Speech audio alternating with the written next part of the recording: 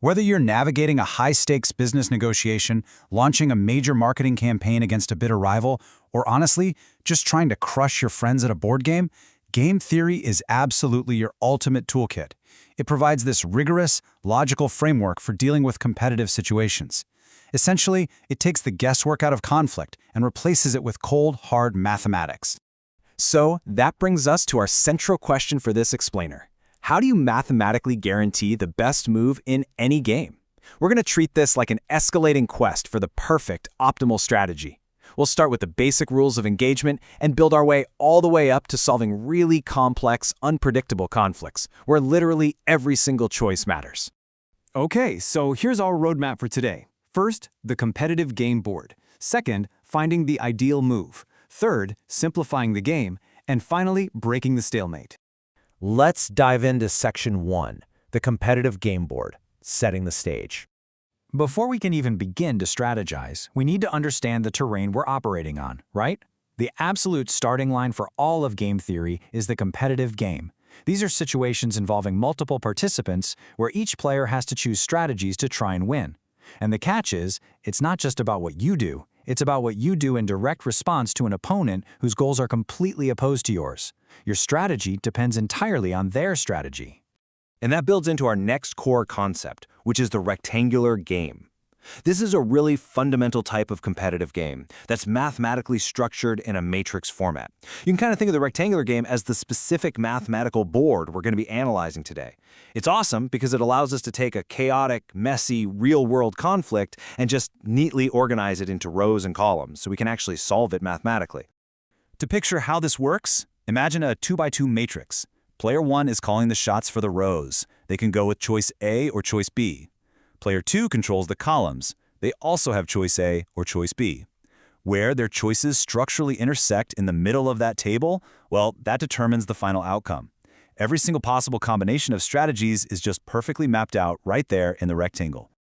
All right, moving on to Section 2, finding the ideal move, saddle points, and minimax. Within our matrix, what we're really looking for is the perfect scenario. It's the holy grail of game theory, and it's called a saddle point.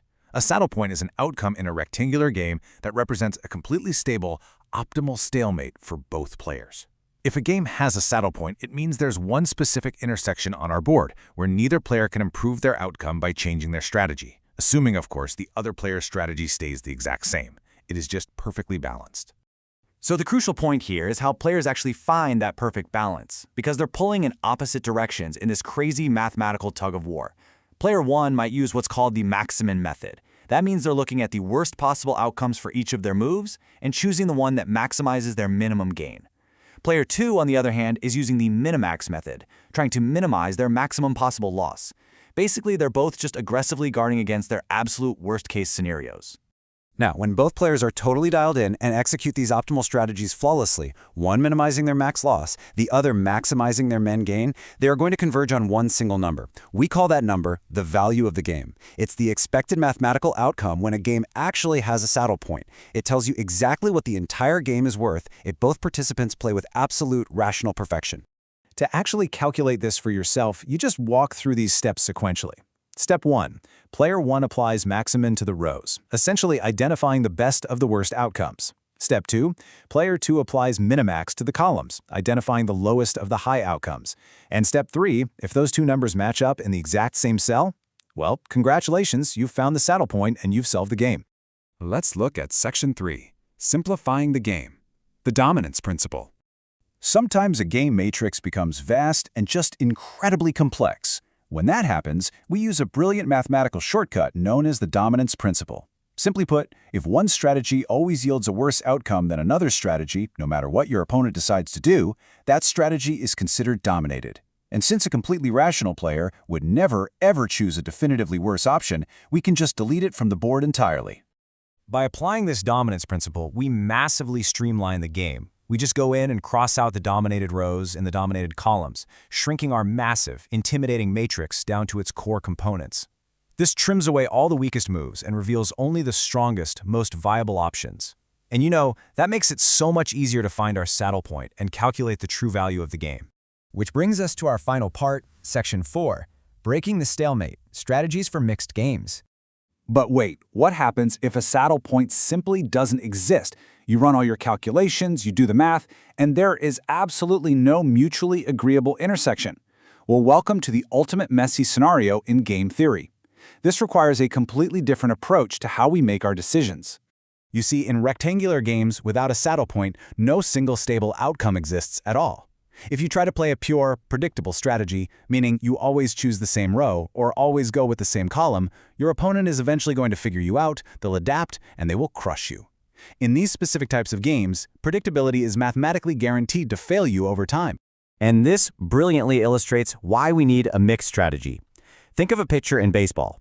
If they throw a fastball literally 100% of the time, the batter adapts and hits a home run, right?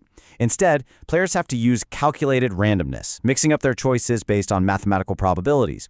By randomizing your moves, you remain completely unpredictable to your opponent while still mathematically securing the best possible average outcome for yourself in the long run. Wow, we've journeyed all the way from setting up the basic rectangular game board to mastering the calculated unpredictability of mixed strategies. So I want to leave you with this final thought to take out into the real world. How are you going to apply mixed strategies and the Minimax method in your own competitive conflicts? Whether it's in business, negotiations, or just everyday life, you now have the foundational math to make the absolute optimal decision. Keep learning, keep strategizing, and we'll see you in the next explainer.